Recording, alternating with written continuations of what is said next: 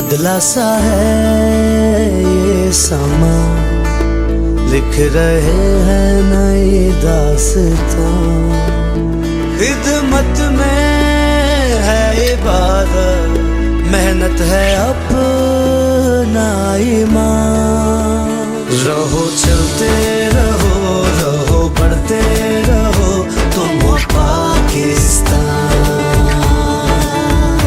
रहो चलते रहो, रहो बढ़ते रहो, तुम हो पाकिस्तान।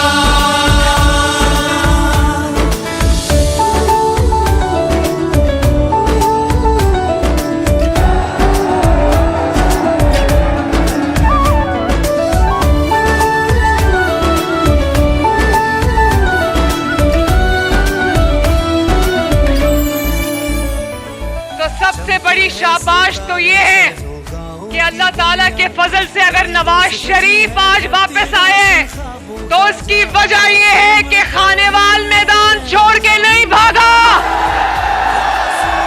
नवाज शरीफ को सजा मिली उसकी अवामी ताकत की, नवाज शरीफ को सजा मिली आपके साथ साथ निभाने की।